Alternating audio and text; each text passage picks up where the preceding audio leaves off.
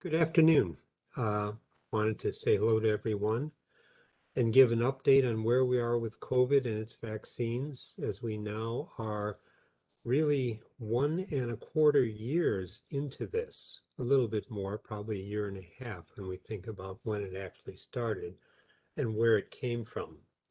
And I want to throw out some numbers today. I want to talk about the vaccines. I want to try to dispel some fears. I want to be realistic as well, because I believe that we're into a chronic phase of a very, very dangerous virus, and we're going to learn to be living with it. And I think we need to be thinking about what that means.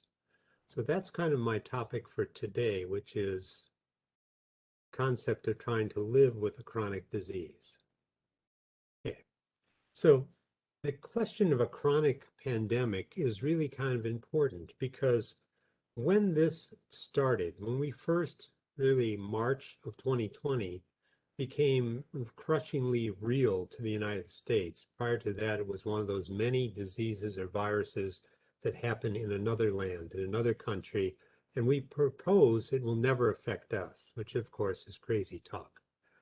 When it did come here, it really was interpreted in many ways. COVID-19 is a SARS-type virus, which is one of the types of common cold. So one would hope that it would not be that severe, but it was in its symptoms. And yet we're used to seasonal viruses like flu and cold, which we'll have at certain times of the year, and it may be eliminated in other times of the year. So we were hoping that would happen. That hasn't happened. So we begin to think back on diseases of mankind and begin to realize that the reality may be quite a bit longer or more chronic, mainly because this particular virus is not mutating away like some others did. So if you think back of major infectious diseases, this is plague. This is, 12th century, devastating, kill 1 in 4 people, which is an amazingly high death rate. Often to do that, you don't have to be that bad of a disease, but you could have conditions, war, poverty, malnutrition, Geez. which really cause things to be much worse. The results are death. But remember, we have not eliminated plague. We've learned to live with it. Maybe we built up some resistance in ourselves. We've isolated sources. We've increased sanitation, but it's still here. Fortunately, only in very isolated places. But it took 900 years. So yeah, living with a bad disease might be part of what we do. The converse was the 1918-1919 flu pandemic. This was devastating. It was hundreds of millions of deaths, we think. Counts are always inaccurate, especially during a war when no country wants to admit that their defenses are down, their people are weakened. But we really think that this is millions upon millions, maybe even as much as 100 million dead worldwide. And yet, we masked, as these people did. We washed our hands. We tried to isolate. We did it badly. And yet the disease died out in March of the second year, which was why I was sort of hopeful about March. Well, we're finishing April now, and it's still going. But we have better tools. In those days, what they did was convalescent serum. Now, if you understand that that didn't solve the problem, you can understand why we used it today, to this very day, but our studies are showing it really wasn't as effective. And yet UW-Madison was one of the major centers for using this 120-year-old technique. It made sense. It probably helped some people, but population-wide, it really didn't change the pandemic. This pandemic in 1919, it died out of its own accord more than anything else. It made 2 mistakes. It was too deadly, and therefore you're running out of targets. And second, it mutated, and its mutations were harmful to it. And it has not really ever re-risen to that stage. Okay, that was a lesson learned.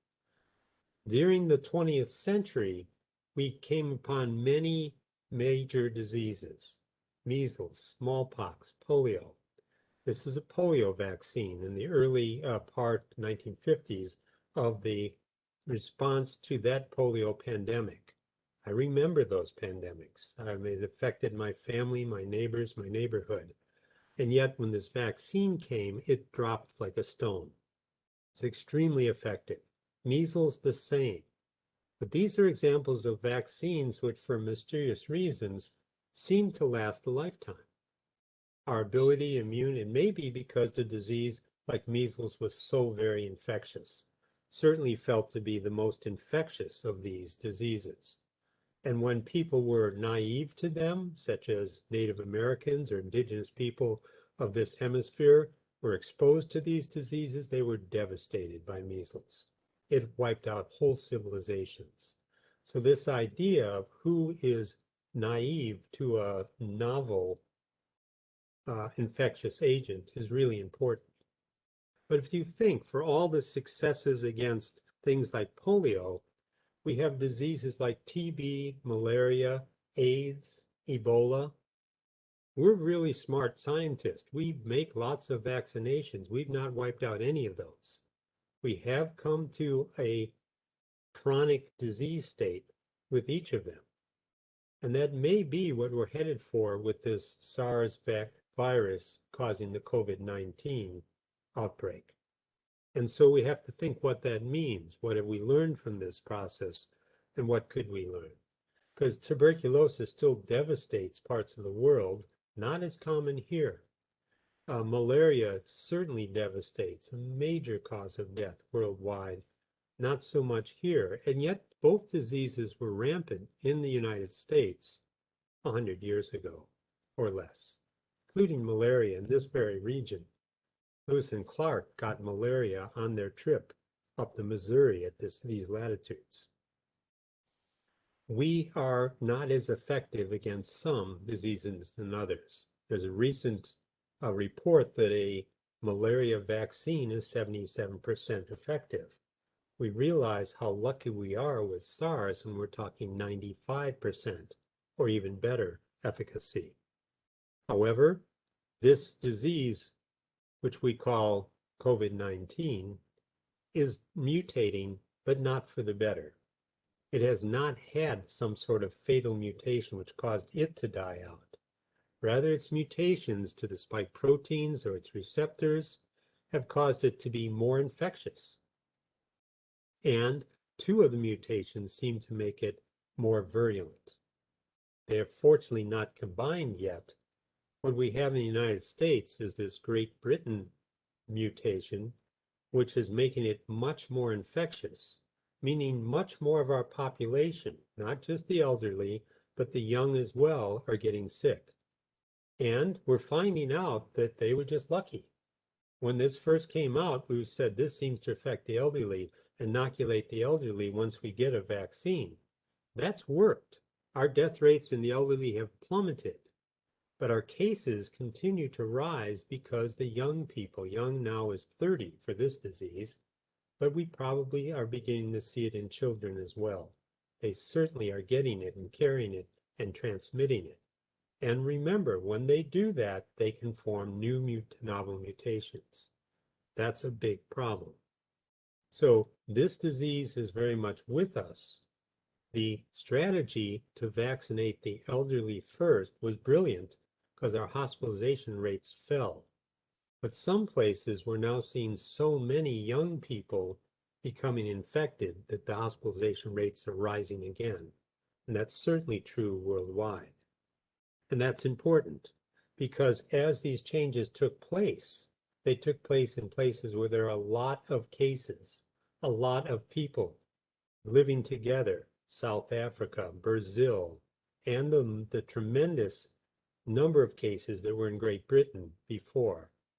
And from that came the mutations. As those mutations now spread to areas that were not getting the disease, like India, these are the cremations, mass cremations of COVID victims in India. They have surpassed the previous records of cases per day, which the United States set back in November. That's when we were at our worst. Now, these people felt that they were immune. They, of course, were not. They were lucky. It hadn't arrived in the right way to massively infect those people. And so if you feel that cases are down where you are, but you are not protected, you're being foolish. Because what's happened in 3 Midwestern states, Michigan, Wisconsin, and Minnesota, tells us, because all of us are about equally inoculated, meaning half of our population or more is still susceptible to this disease. And when that new variant arrived in Michigan, it went wild. And their case rates surpassed what they were in their last year, and their hospitals filled up, and they were in trouble. Now, the good news is the inoculations seem to work still, even against these variants. And that's a very important lesson. This is what's happening now in the world. The world, mainly because of India, but also Brazil, Paraguay, Venezuela, many other places very susceptible in Africa, are rising. We have more cases per day than we did at the height of our difficulties during the winter. And this virus, they think, if it has any seasonal variability, should calm down in the summer and be worse come winter. So we better be prepared. I don't think it'll be eliminated because the rest of the world is still making variants. And so our luckily unvaccinated and undiseased people in this country are going to be at risk when that spreads here, because we are not vaccinating 100% of our population. We never do. In some diseases that was sufficient, polio, etc. But we really were very strict. Remember, you couldn't get into school without your shots.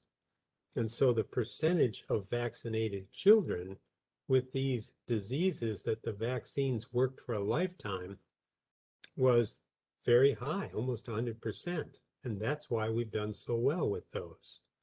This question of civil liberties has reached to the point where we're not going to vaccinate everybody in this country. And our herd immunity may not be sufficient, because if 20% of our people get the virus as it comes in from India, we're going to fill our hospitals again. And it's going to be a big problem.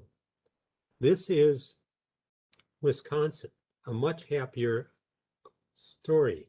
This is when we're at our worst, November, December. This is where we are. This tail really frightened me. Now it's beginning to fall again. Clearly because of vaccinations.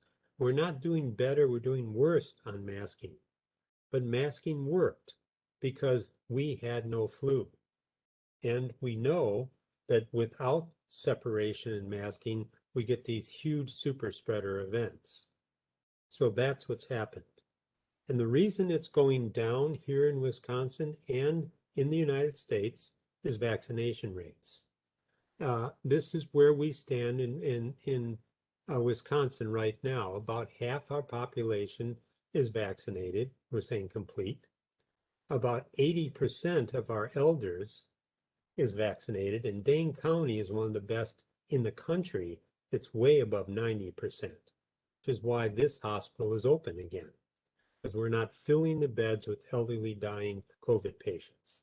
We still get COVID patients because these groups, 30 to 65, are not vaccinated in anywhere near those numbers and need to be, just as I firmly believe children will need to be vaccinated. We have tested down to 16. We're offering it to 16 and above. We have to test smaller children.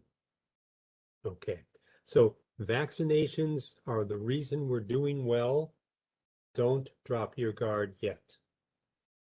So what has happened? Well, the change in pattern worldwide is that as we protected the elderly, the young are getting infected. No surprise. Back in the early times when we didn't notice them being as sick because the elderly were so sick, they were probably being infected as well. And we probably have a number of them that have already been infected, but clearly not enough, because they are coming symptomatically ill and they're getting admitted to the hospitals and they're being on oxygen and they're having major symptoms. And those symptoms aren't just respiratory death. That was probably too easy because it likes to go to the lungs.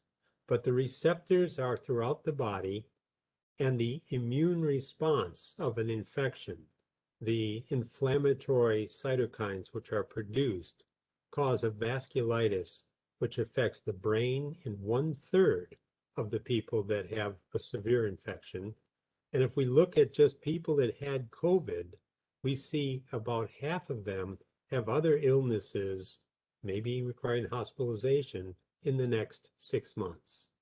We see very important things which are going to affect our zeal to get a vaccination. One, for example, is the effect of COVID on pregnancy. It is very dangerous. The risk of premature birth, of problems with the child, or of losing the child are much higher in patients who are pregnant and got COVID than those that are not. This is the long haul, we call that. And the brain or cognitive fog appears to continue for months. That's as long as we've studied it. We are presently preparing a study to look at the causes of that here in our department. And we're going to try to see with our modern techniques of looking at the DNA, which is affected by these genetic type of viruses, but also looking at the brain connectivity with MRI as to what's going on so we can target early repair from these sorts of viruses. The vaccines are very important. I've just said that they're essential because where we are not vaccinated in large numbers, like most of the rest of the world, this is open season for this virus. And those places like Brazil, Venezuela, India, which had small percentage of people vaccinated, eventually it caught up with them and their health system, their economy is devastated. They've run out of oxygen. They can't take care of these people. So the vaccines work, and I'm happy to say that the known mutations of concern are controlled by the 3 vaccinations which we use in this country. I'll say something about the other countries because that's a concern of mine. First off, J&J and clots. We have seen 7 or 8 cases of very severe clotting after a J&J vaccination. It seems to be similar to what was seen after AstraZeneca. We now know that this is about 1 in a million. So 1 in a million, this might happen. And I believe it's from the shot. It's a side effect of the shot. It is impossible to say who might get it, who might not. It is 1 in a million. The risk is astronomical without the shots. For example, your risk of getting COVID if you're just walking around is 1 in 10. It's going to catch up with you. If you get the vaccination, your risk is about 1 in 10,000, probably even lower. Remember, we were told that these vaccines were 95% effective. Well, we're now beginning to give the vaccine and then follow our vaccinated people. And we're finding that it is like 99.9% effective. Ridiculously good numbers. And yes, you have a 1 in a million chance of a side effect with those 2 types. That hasn't been seen in the Pfizer or the Moderna, which is probably has something to do with the fact that it's different technology altogether, different vector that we use to carry it.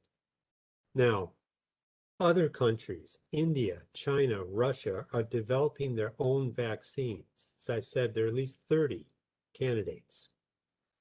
None of them have been as effective as the 3 that are used in this country.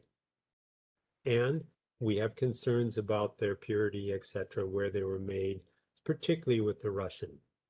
The Russians have marketed it aggressively in countries in South America for political reasons. That's my opinion, but I can't promise you that it's efficacious. Okay, what does that mean? Well, The United States has decided to start giving its stockpile of AstraZeneca to other countries. It's a problematic thing. We have not approved it here. Other countries have. They need vaccinations dearly. We're giving it to them. Whether that's wise or not is for other people than me to judge. But that's the reality. We must do something about these other countries, or mutations from there will reinfect us. And the question is, how long will the efficacy of the vaccinations we're given last? Well, so far, so good. There's been no tail off in the 6 months that we've been giving them. That's great. We hope, like measles, it'll last a lifetime, or polio shot, but we don't know. What we have now is people who are resisting getting vaccinated, resisting wearing a mask very loudly. And this is about personal rights versus personal responsibilities. It's always been present in our society. We really don't want people interfering with our freedom. I understand that. But we also don't say you can kill anybody you want. That's the extreme example. Then we say, well, you can't drive so fast that you might run somebody down. That's every day. And the question is, are you allowed to cough and sneeze on people if you might give them a fatal illness? I don't think so. If you don't take the shot, do you harm anybody except yourself? Yes, you do. But in this country, you have a right to make that decision. You could see courts change that, but I doubt they will. And so this could actually have a negative effect on our ability to vaccinate children from the diseases like mumps, measles, polio, which devastated the children of my childhood. And I would hope that's not the case. But this is what it is, the right to make your own decision, the responsibility to your fellow people.